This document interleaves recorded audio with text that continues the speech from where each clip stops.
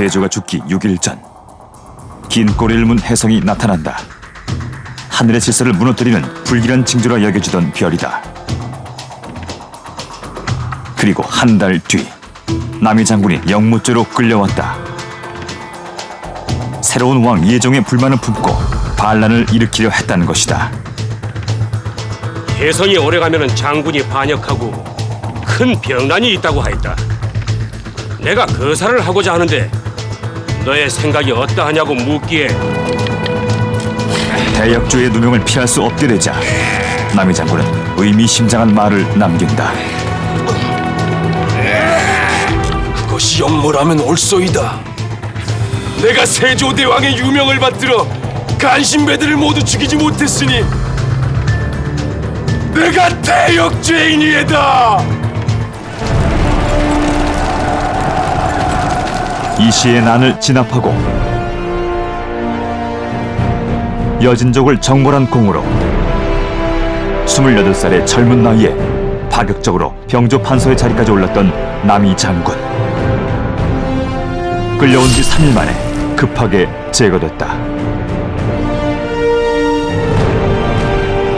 조선의 청년 장군 남이 혜성처럼 나타나 혜성과 함께 사라졌다.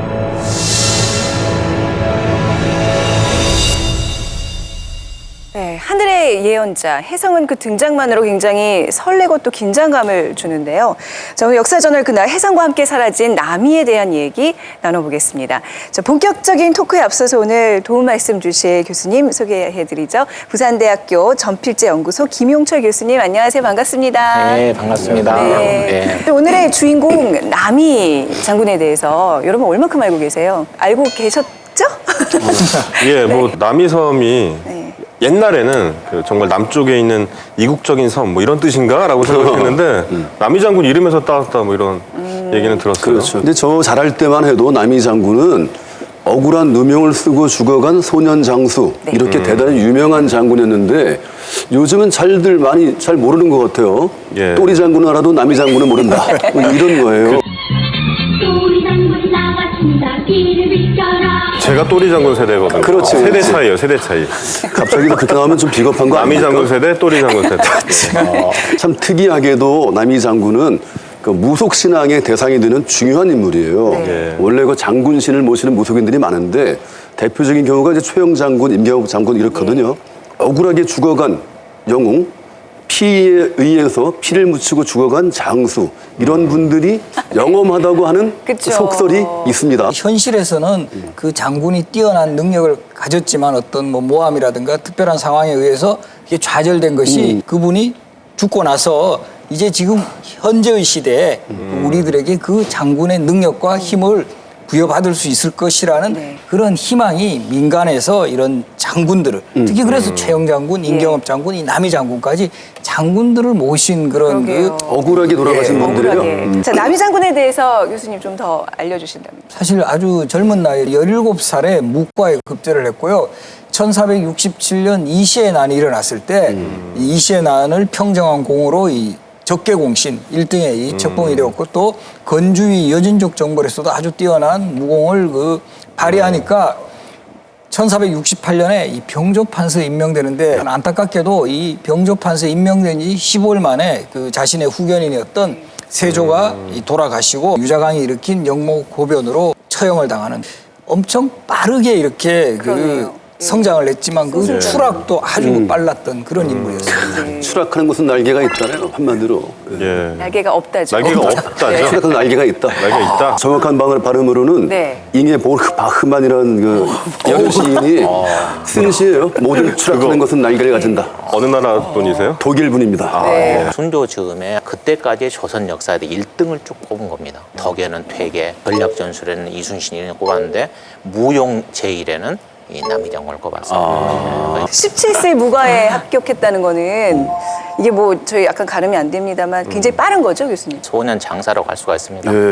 급제한 사람들 평균 연령이 한 30대 정도 되는 모양이에요. 17세면 말 그대로 너무도 빠른 이런 분이시죠. 굉장히 빠른 거네요. 그러네요. 보통 한 30살에 취업하는데 혼자 17살에 취업하는 약간 이런 개념이라고 볼 수 있는 거네요. 이순신 장군도 굉장히 늦게 급제한 걸로 알고 있고 서른 그것도 넘어서 더군다나 그죠? 또 예. 재수까지 하셨다고요? 이순신 장군. 말타기에서 떨어지셔가지고 위인전에 오면 다리를 이렇게 바로 이제 동여 매고 바로 이제 또 출전하죠. 우리 이번에 얼마 전에 끝난 소치 올림픽에서 넘어졌다가 우리 또 두 번, 완주한 선수도 있었죠. 박승희 선수가 네. 있습니다. 근데 문과는 어떤 시험인지 대충 알겠는데 문과는 뭘 시험 보는 거죠? 잠시만요. 제가 준비한 소품 보고 또 가실게요. 무서운 거를 가지고 오셨어요. 이거 뭐예요? 네, 이게 지금 조선시대 활인데 한번 좀 당겨보세요. 이게 얼마나 이거요? 많은 힘이 필요로 아, 하지. 이거 굉장히 쉬워 보이는데요? 한번 해볼까요? 네. 아유, 저 굉장히 쉽게 할 것 근데 같은데. 그거 조심하셔야 된다 그러더라고요. 왜요? 예, 팔이 망가진대요. 팔이 망가지네. 잠깐만. 나 이거 하면은 확 부러뜨릴 것 같은데. 팔이 망가지네. 아니, 팔이 망가질 이거 수 되게 있습니다. 한번 해봐요. 의외로 잡으니까 한번 해봐요. 이거 별로 안 어려운데요? 한번 해보려니까? 아니, 이거 얼마나 당겨야 돼요? 귀까지 땡겨야 귀까지 당기잖아요. 이 사극 보면 이렇게 이게 당기- 귀까지 가야 돼요? 그럼. 벌써 얼굴이 빨개졌는데. 아니, 그래요, 이게 어떻게 그래요, 화살이 날라가죠. 귀만 빨개졌어. 이 좀 봐. 이런 많은 분들이 많은 분들이. 의외로 힘. 어머. 근데 흔들리는 거 봐. 야, 저거 진짜 하는 거 보셨어요? 저 지금 몸살 나가지고 그렇지 사실 잘할 수 있었을 거예요. 저 쉽지 않습니다. 쉽지 예, 않아요. 쉽지 않죠. 네. 이 화살을 아주 자유자재로 다룰 수 있는 분이 오늘 만물가게 기다리고 계십니다. 안녕하세요. 네, 목사님. 안녕하세요. 풍채가 능력하세요. 힘이 세 보이세요. 예. 좀 아까 슬쩍 뵈니까 주먹이 이만하시더라고요. 그래요? 예, 혹시 거기 활 있으시면 한 번만 이렇게 좀 당겨봐 주시겠어요? 네, 자 활은 당겨서 위로 들어서 귀까지 넘겨서 이 영감도 뭔지 도대체. 뭐한 거 도대체. 실제로 쏠 때는 화살을 쏠 때는 이렇게 네. 깍지를 끼고 이렇게 잡지만 이제 네. 네 손가락으로 평소 잡을 때는 이 빈활을 쏘면은 이 에너지가 나갈 데가 없어서 이 활이 망가지기 때문에 꼭 네 손가락으로 잡고 당기는 연습을 하게 되는 겁니다. 근데 같은 활 맞나요? 왜 그건 그렇게 쉬워 보이죠? 맞아, 이건 다른 말이야. 그죠? 다른 말 저수를 쓰진 않습니다. 굉장히 어이없어 하십니다. 박사님, 그 조선의 무과에 대해서 이제 좀 차근차근 기본적인 것부터 알려주세요. 무과는 조선시대 태종 2년에 비로소 실시가 되는데요. 이 무과의 실시는 공정한 시험을 통해서 국가의 물리력 기반을 형성하는 무인을 뽑는 시험입니다. 이 조선 초기부터 여러 가지 혼란, 즉 왕자의 난 등 이런 혼란의 원인으로 꼽혔던 사병제도를 혁파하고 이 관제 개혁과 군제 개혁을 이끌어낼 수 있는 그런 효과를 가져왔습니다. 세조대에도 마찬가지인데요. 특히 이제 쿠데타로 집권한 정권이니만큼 민심 무마와 체제 안정을 위해서는 자신에게 충성을 바치는 많은 수의 무인들이 필요했던 것입니다. 그렇기 때문에 이 무과생들을 문과에 비해서 많이 뽑았는데요. 세조 6년에는 문과는 20명인데 비해 무과 같은 경우에는 무려 1813명을 뽑은 경우도 있었습니다. 어떤 과정을 거치나요? 이 정식 무과, 식년 무과 같은 경우에는 목전, 철전, 편전, 기창, 기사, 격구의 6가지 종목을 보았습니다. 우선 목전 같은 경우에는 이 나무로 만든 가벼운 촉을 쓰는 화살로서 240보 이상을 날려야지 점수를 받을 수 있었고요. 철전 같은 경우에는 육량에 해당하는 매우 무거운 쇠촉으로 만든 화살을 날리는데요. 그것은 80보 이상을 날릴 수 있어야 됩니다. 짧은 화살을 이 통화라고 하는 또 덧살이라고 부르는 일종의 총열에 넣어서 쓰는 그런 편전이 있는데요. 130보 거리에 있는 표적을 정확하게 맞춰야지 점수를 받을 수가 있었습니다. 기사 같은 경우에는 5개의 표적을 50보 간격으로 놓고 말을 타고 달려나가면서 차례로 이 5개의 관역을 맞추는 종목이었습니다. 기창 같은 경우에는 기사와 마찬가지로 말을 타고 이 창을 쓰는 무예였는데요. 격구 같은 경우에는 특히 이 승마술을, 기마술을 이 몸에 익히기 위한 서양의 폴로와도 같은 말을 타고 채를 써서 공을 치는 구기 종목이 있었습니다. 편전은 좀 많이 들어봐서 대충 알 것 같아요. 최종병기 활이라는 영화에서 박해일 씨가 아마 쐈던 네, 그렇습니다. 활이 그 편전이었을 거예요. 조선의 비밀병기였습니다. 크기가 이게 일단 작고 기본적으로 굉장히 낮게 날아옵니다. 그래서 보이지도 않는데 굉장히 큰 타격력을 줄 수 있어서 매우 치명적인 무기였습니다. 그래서 이 편전의 사용법이 국경을 접하고 있는 여진족에게 넘어가는 것들을 굉장히 우려한 조선 정부에서는 국경 지역에서는 편전의 연습을 금할 정도였습니다. 기사 같은 경우는 특히 말을 타고 달리면서 명중률을 보는 거죠. 천천히 달리면서 쏘면 명중률이 훨씬 더 높아지는 거 아닙니까? 저렇게 이제 꼼수를 좋아하시는 분들이 조선 시대에도 계셨나 봅니다. 그래서 이제 물시계로 시간을 재가지고 제한 시간 내에 못 들어오면 점수를 못 받게 했습니다. 그렇게 시험이 허술하진 않겠죠. 아, 이런 참. 아이고 참. 대부분 활 시험인데 뭐 칼이나 창 쓰는 시험은 없었어요? 네, 이 무과의 응시생 정도면은 검술, 창술 등은 이제 기본적으로 다룰 수 있었고요. 활쏘기 종목이 많은 이유는 화살 같은 경우에는 맞았다 안 맞았다라고 좀 명확하게 객관적인 평가를 줄 수 있는 그런 기준이 명확했고요. 이 또한 이 무과에 통과한 무관들은 실제로 전장에 나서면은 적과 창칼을 맞대고 1대1로 싸우기보다는 진법에 의해서 군사들을 지휘하는 게 우선 임무였기 때문에 활쏘기 종목이 많았던 것 같습니다. 문화적인 이유도 있었던 것 같습니다. 중국은 창, 일본은 무사하면 칼 이런 식으로 조선의 무관들은 이 활을 보다 더 선호하는 경향이 강했던 것 같습니다. 사극 같은 거 보면 막 이렇게 서로 삼지창 휘두르면서 막 질퍽하게 싸우고 막 이런 씬들 나오는데, 예, 근데 그런 건 시험 안 봤나요? 이 무관이 거기까지 가면 이제 거기 저 전쟁의 막장이라고 볼 수가 있습니다. 그렇죠. 아니 진짜 그렇네요. 얘기 들어보니까. 그런 상황이 이수진 장군이 싸워라 할 정도면 이제 전쟁은 이미 패망했다고 볼 수가 있는 거고요. 이 삼지창 같은 경우에는 이 새날이라고 해서 가진 날이 3개가 있어서 삼지창이라고 부르는데 정식 명칭은 당파라고 불렀습니다.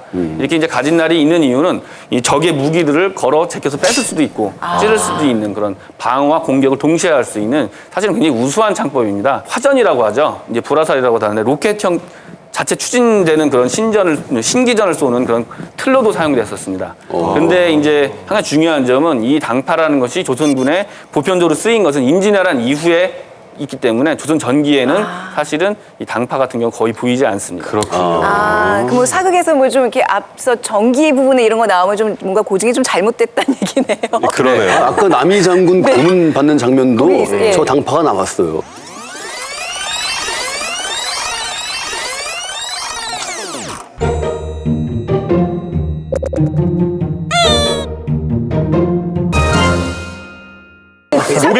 오게티. 아, 무조건 군졸만 나왔다면 무조건 삼지창이잖아요, 우리가. 네. 특히 시대별 무기가 굉장히 다 다릅니다. 그것들 좀 더 고증에 네. 신경을 써주시면 훨씬 더 현장감 있는 영상물들 많이 만들어질 것 같습니다. 오늘 말씀 감사합니다, 네, 박사님. 고맙습니다. 네. 근데 무과는 그러면 저렇게 실기 시험만 보고 필기 시험은 안 보나요? 이 조선시대 이 무과에는 처음에 초시가 있고 그다음에 복시 그리고 마지막에 이제 임금 앞에서 치르는 전시가 있는데 초시에는 지금 흔히 말하는 이런 실기 시험이 주류를 이루는데 복시에 가면은 강서라 그래가지고 이 구체적으로 어떤 그 무인들도 기본적으로 갖춰야 할 학습 내용을 외우게 해요. 그래서 사소 오경 중에 한 과목, 또 그 무경 칠서 중에 또 한 과목, 통감이라든가 역대병 이런 거는 약간 역사책에 해당하는 거고 장감박이 또 무경 수학 합해가지고 요 중에서 또 한 과목, 조선의 헌법인 경국대전 이런 내용들을 다 이제 그 구체적으로 이제 시험관이 뽑아서 외우게 해서 그거를 이제 시험을 보게 해요. 무인들이 뭐 힘만 잘 쓰고 전투만 잘하는 게 아니라 상당히 교양 교육을 요구했다라는 건 무인을 뽑는 게 아니고 장교를 뽑는 겁니다. 네. 그래서 병법을 굉장히 중요시했어요. 네. 전쟁이 어떤 식으로 일어나서 무슨 요인 때문에 일어났고 그리고 어떤 식으로 전개돼서 마지막 어떻게 끝났는가 네. 아는 게 굉장히 중요했죠. 정말 쉽지 않은 시험이네요. 이렇게 들으니까 17살 때 남이 장군이 급제했다는 게 더 대단하게 느껴지는데 이렇게 채점 같은 건 어떤 식으로? 통, 약, 조, 불 또는 불통 이렇게 네 개입니다. 그래서 염시를 말하면 A, B, C, F 이런 식입니다. F죠. 불은 F. 네, 저희가 그래서 준비했습니다. 그게 감경패라 그러는데 어떻게 생겼는지 한번 보실까요? 왕종석 FD가 들고 있습니다. 네, 감사합니다. 네. 설마 또 저거 가지고 오늘 또 뭐 또 퀴즈 내고 그러지 않으시겠지? 이제는 눈치가 뺐다. 퀴즈용이겠죠. 아니 우선 보세요. 구경을 해보세요. 이렇게 생겼어요. 네. 네. 여기서 정말- 어떤 거 받고 싶으세요?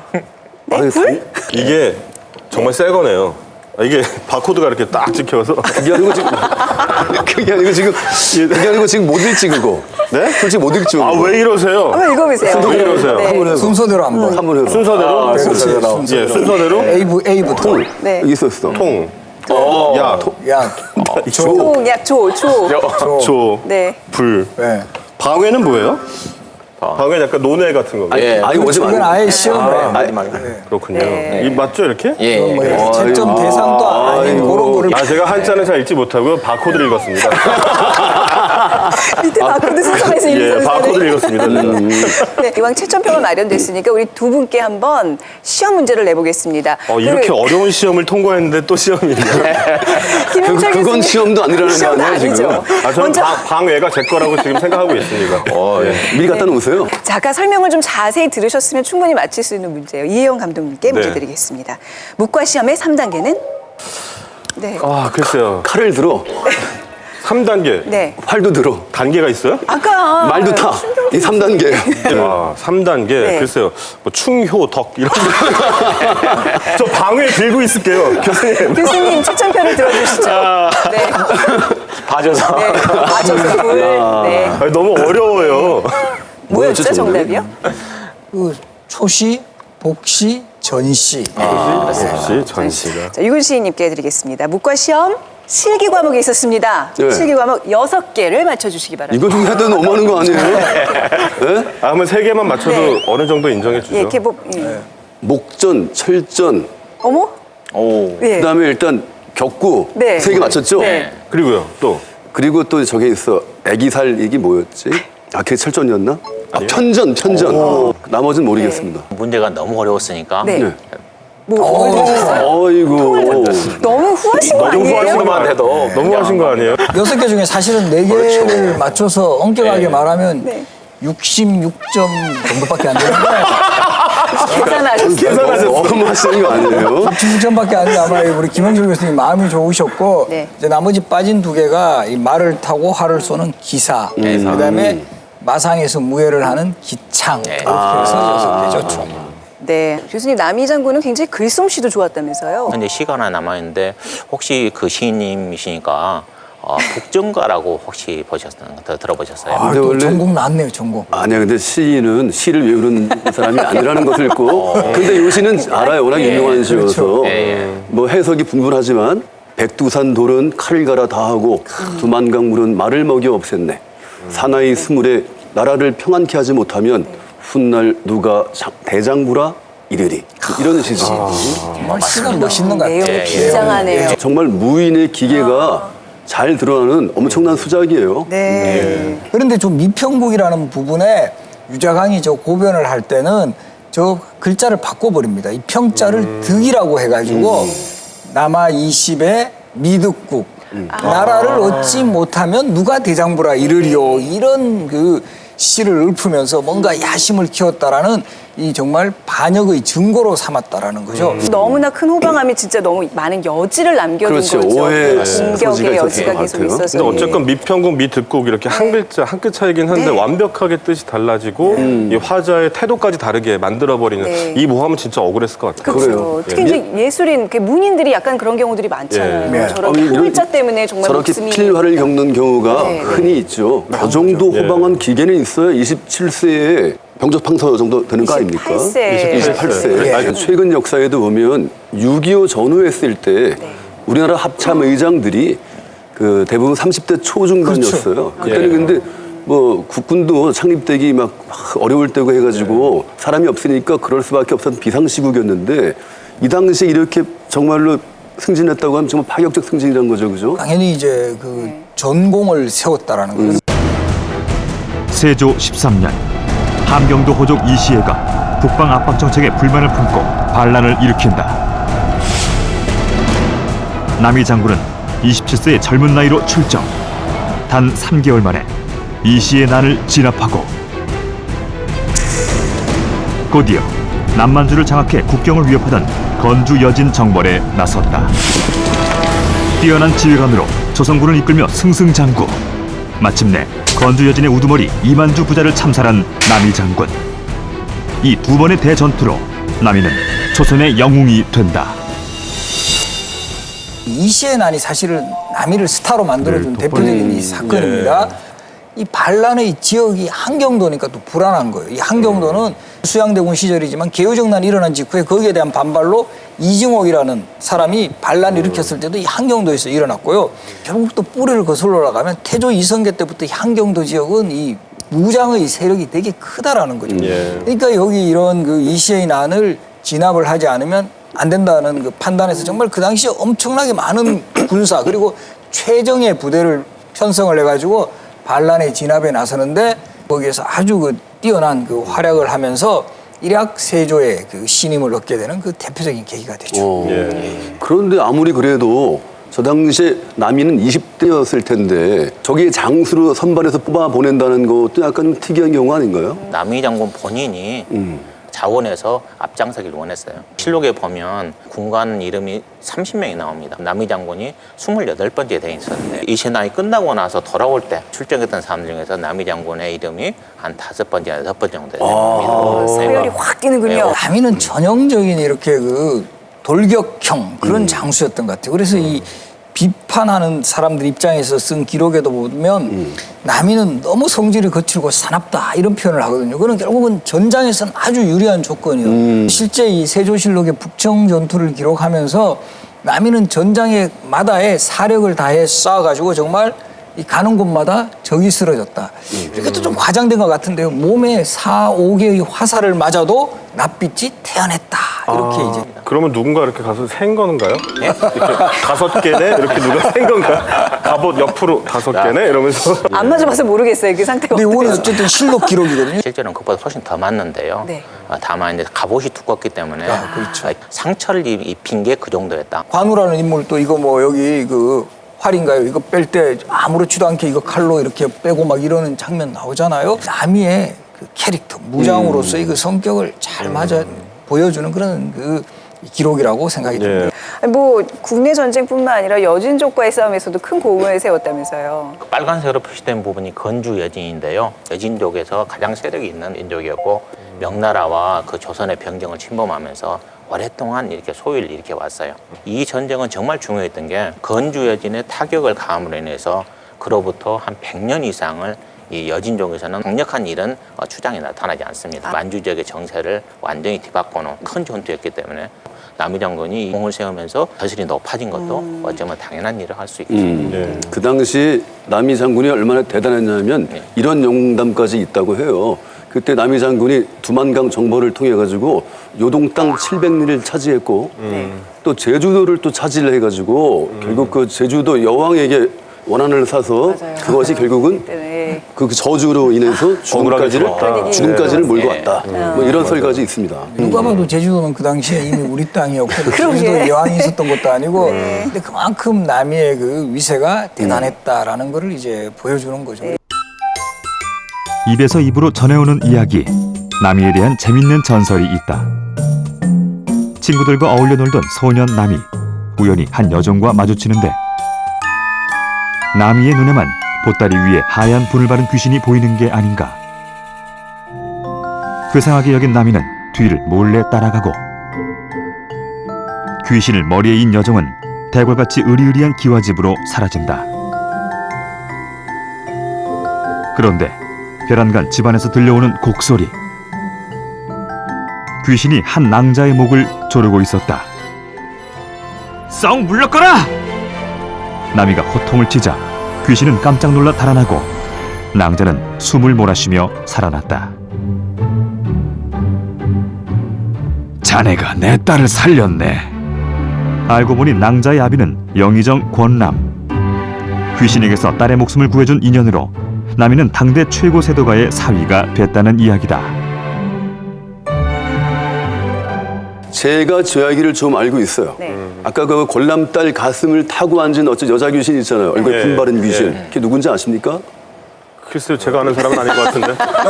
그걸 누굴까요? 홍시 귀신이라고 하는데. 홍시 귀신이요?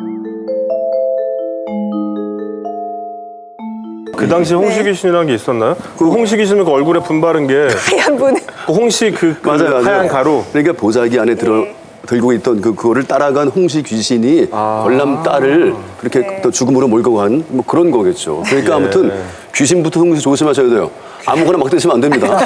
원래 하얀 거 그거는 몸에 좋다 그러는 건데 그죠? 그게 맛있죠. 예, 그게 약간 근데 그게 담백하게 그게 만들어주죠. 분 바른 귀신으로 혹시 못 먹겠어요? 무서워요. 현실적으로 생각해 보면 권남 딸이 홍시 먹다 아까 이렇게 막혀서 진짜 걸린 거예요. 예, 그래서 남이 장군이 가가지고 이렇게 말하자면 심폐소생술 같은 거 이런 거 해준 거 아닐까요? 이 정도면 결혼해야 되는 거죠. 당연히 결혼해요. 왠지 그 어린이들이 읽는 백설공주 그 사과 먹고 그 왕자님 구해준 그거랑 충분히 굉장히 일리가 있는 비슷해요. 과학적인 해석이었어요 지금. 그렇죠. 근데 백설공주도 진짜 사실은 왕자가 네. 와서 이거 한 거 아니에요? 이거 키스로 아름답게 깨운 게 아니라 이거 한 거 아니에요? 맞아. 다 뱉어낸. 약간 딱 같은 케이스네요, 진짜. 네. 근데 뭐 어쩔 수 없이가 아니라 권람이면 당시 최고의 권력가인데 제대로 가서 제대로 된 딸을 골랐네요. 남이 장군 입장에서는. 홍씨 귀신 고마운 귀신이네요. 고마운 귀신이네요. 예. 그렇죠. 그래서 결국 이제 남이 장군이 네. 이 골람의 사이가 되는데요. 이 골람이라는 인물이 엄청난 이 권세가였죠. 세조 때 계유정난 이후에 정난공신 1등, 또 세조가 즉위한 이후에 좌익공신 1등. 네. 막강한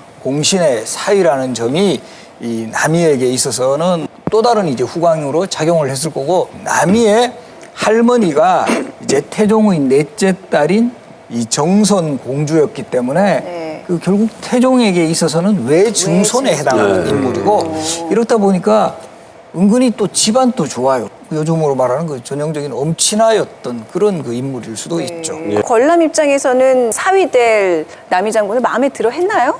점쟁이를 불러다가 권람이 이렇게 점을 치겠어요.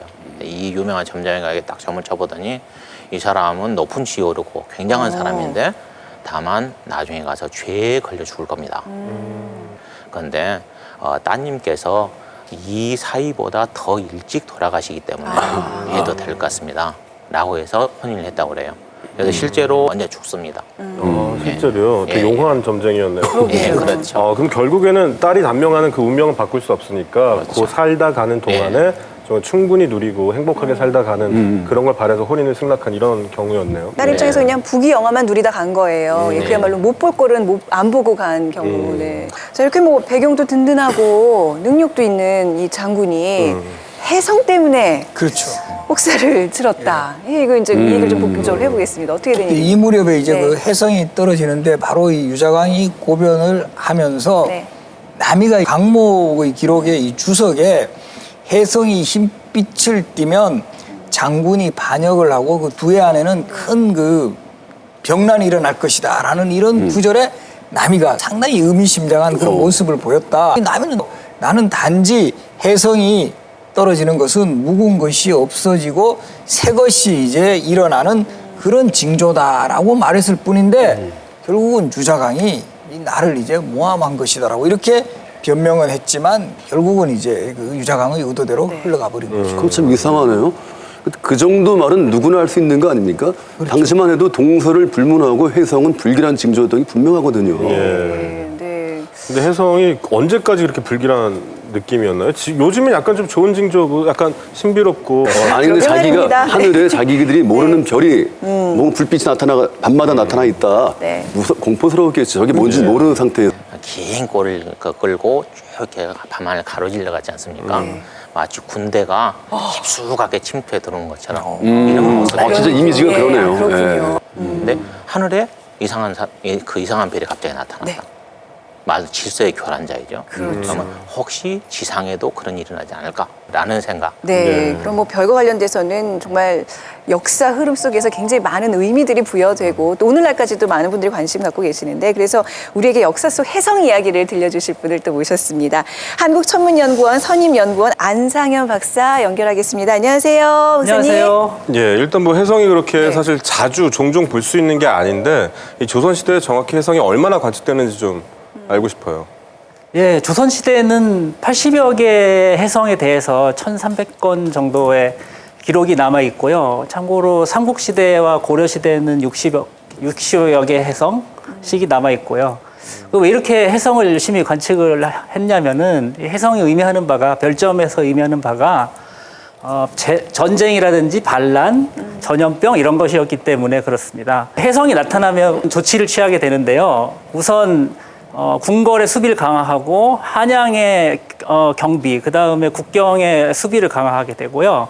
그 다음에 왕 자신이 반찬 가짓수를 줄인다거나 정전을 피한다거나 그런 행동을 합니다. 혜성이 이제 색깔에 따라서 별점이 있어요. 파란색은 전쟁이고, 뭐 빨간색은 도적이고, 하얀 혜성일 때는 장군이 반란을 일으켜서 2년 동안 큰 전쟁이 일어난다. 뭐 이런 얘기가 적혀 있습니다. 그러면 남이 장군 혜성의 색깔이 정확히 어떤 색깔? 남이 장군 혜성은 평범한 혜성 색깔입니다. 푸르스름한 흰색. 근데 어차피 파란색이든 흰색이든 그게 뭐 예로부터 병난이 날 조짐이라는 것이 좀 알려져 있는 거 아니에요. 근데 남이 장군 같은 경우는 그냥 안 해도 될 말을 괜히 언급했다가 화를 당한 그런 혐의가 있는 거네요. 한명회가 혜성이 나타나니까 당시에 이제 예종이 창덕궁에 머물고 있었거든요. 근데 거기엔 담이 좀 취약했나 봐요. 그래서 경비를 강화하자 건의를 하는 장면이 나옵니다. 한명회가.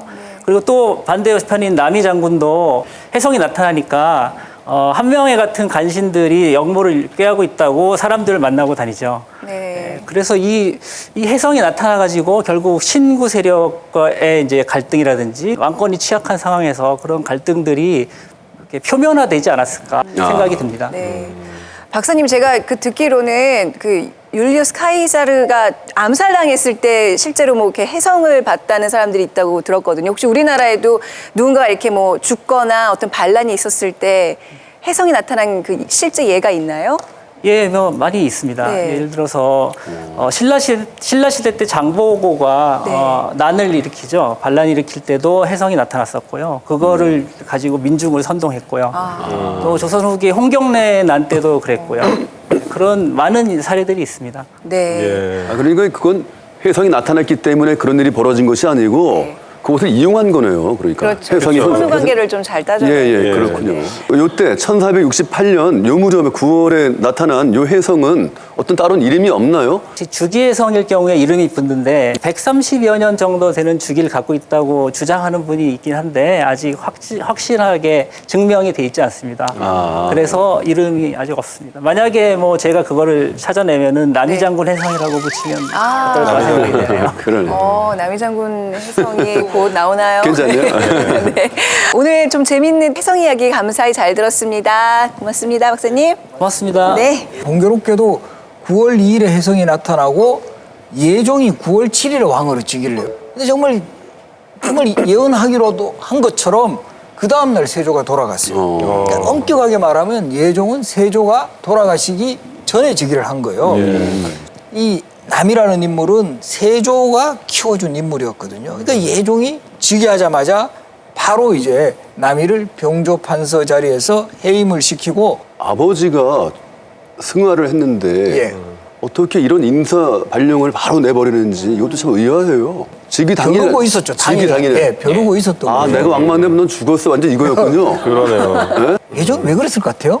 싫어했네요. 싫었나 보네요. 싫었나 보네요. 예, 세조는 정말 총애를 했는데 아버지가 너무 이뻐하니까 오히려 약간 좀 질투심도 있지 않았을까. 요즘 또 우리 기업체 같은 데서도 이게 오너가 바뀌어버리면 쫙 이런 임원들 인사 이동 같은 것도 좀 있고 그럴 것도 비유가 되고 우리 아버지는 나름대로 경험도 있고 이래서 남이가 감히 어쩔 수는 없지만 나는 제가 정말 밟고 올라설 수도 있겠다 이런 생각을 하고 있을 때 유자강이라는 인물이 나타나고 고변을 했고요. 혜성 문제를 적극적으로 이제 이야기를 꺼냈던 것 같아요. 유자광이라는 이 인물에 대해서는 이름은 아마 국사 시간에 배우셨을 텐데 조금 더 자세히 알아볼까요? 우리 아마 역사 시간에 간신의 대표적인 인물을 그러니까요. 그러면 한명회 또 유자광, 임사홍 이런 사람을 이제 많이 거론을 합니다. 이 유자광은 이렇게 머리가 좋았을 뿐만 아니라 이 육체적인 힘도 굉장했습니다. 그러니까 세조가 이 유자광을 등용하면서 사람들한테 유자광이 얼마나 대단한 사람인가를 이제 구경을 시키는데 그 대궐의 섬돌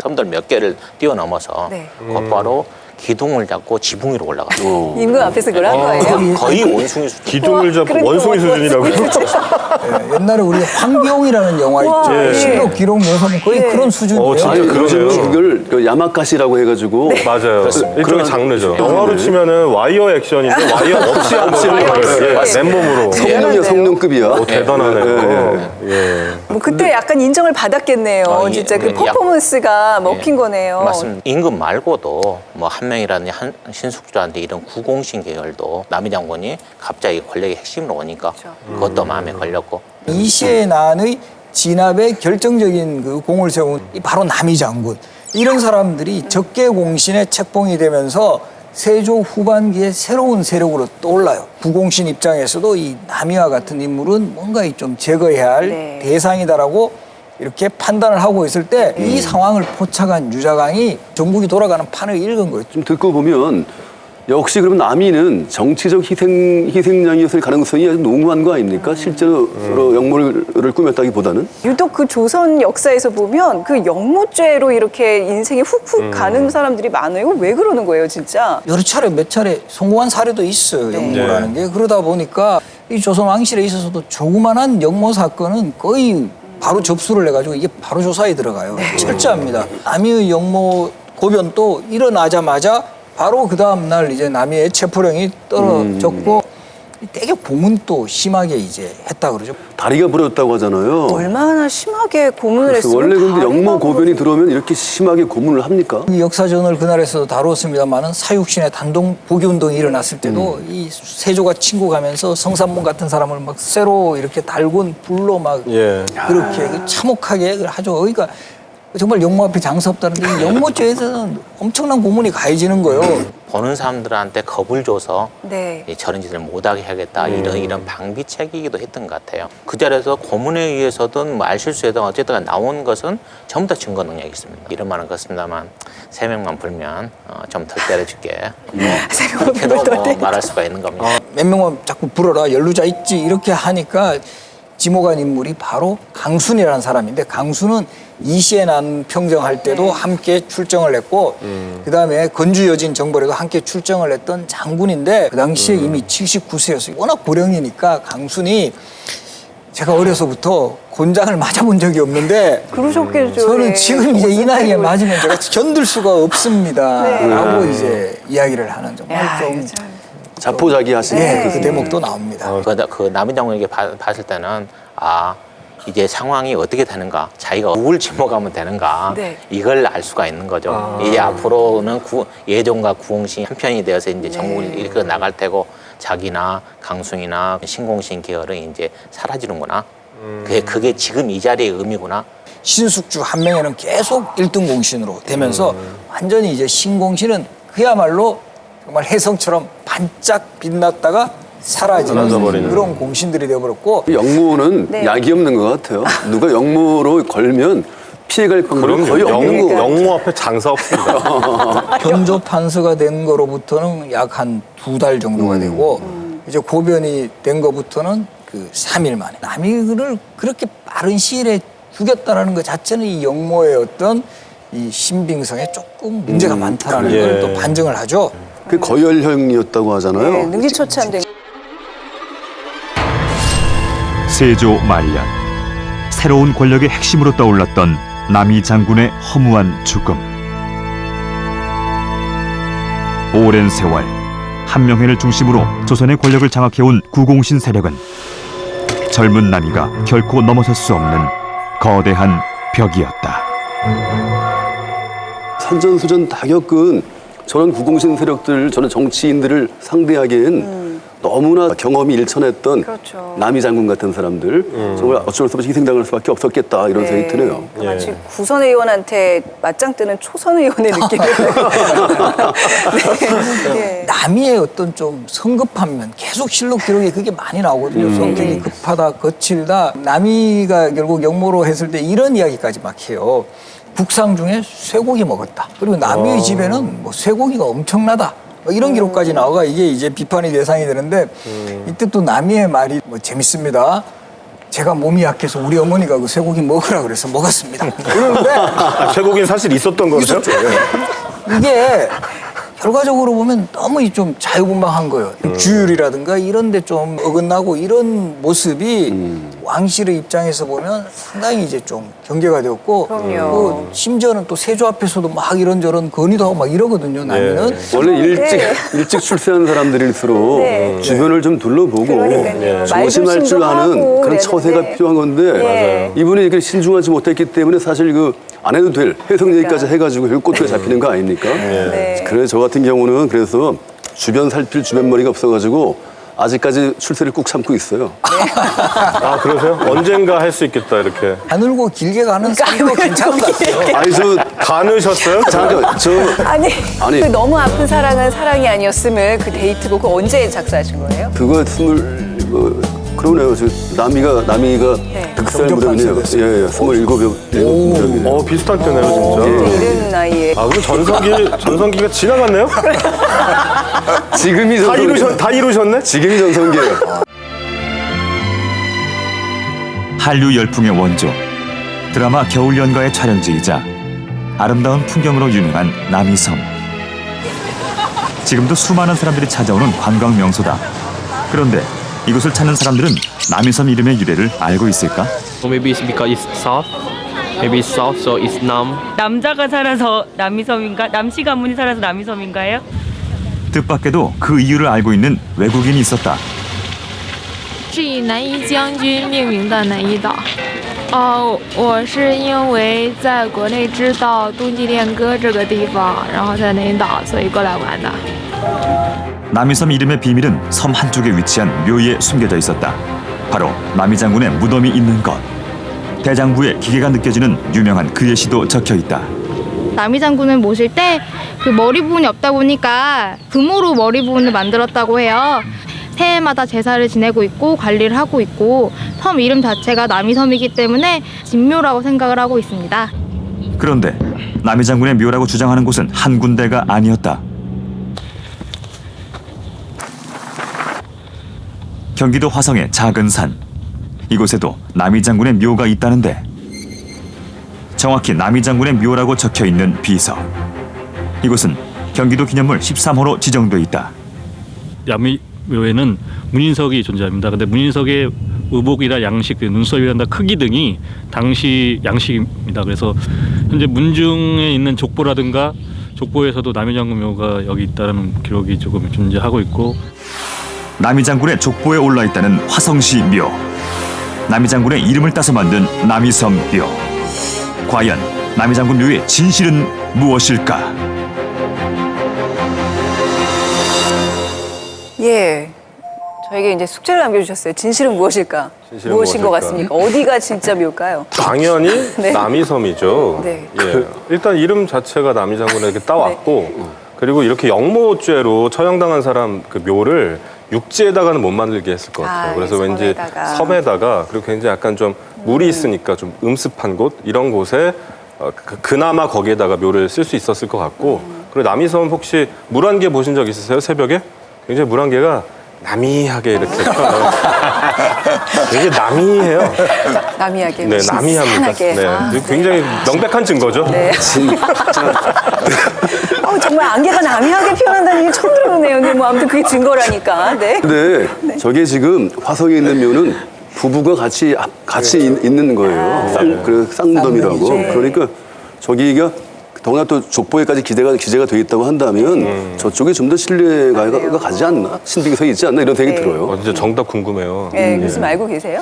저도 잘 모르는데 솔직히. 네. 그래서 실제 근데 남이가 이제 처형을 당할 때 이 거열용으로 이 사지가 찢어지는 형벌을 받고 이제 죽었기 때문에 그 시신을 수습해서 무덤을 만드는 것 자체도 상당히 어려웠던 그 일입니다. 그러니까 지금 어쨌든 그 남이섬 쪽이나 저 화성 쪽에서 서로 이제 남이묘라고 연구를 주장하고 있는데 이게 뭐 지금 DNA로 유전자 검사를 해봐야 될지 제가 이 인터뷰에서 이 중국 관광객 남이섬의 연역을 정확히 알고 있는 거 보고 놀랐는데 그런 우리가 이런 관광과 겨울 연가라는 그런 것뿐만 아니라 이 남이 장군의 역사가 함께 더해진다면 훨씬 남이섬의 그 가치가 높아질 것이기 때문에 저는 뭐 두 군데 다 있는 것도 나쁘지 않다고 생각합니다.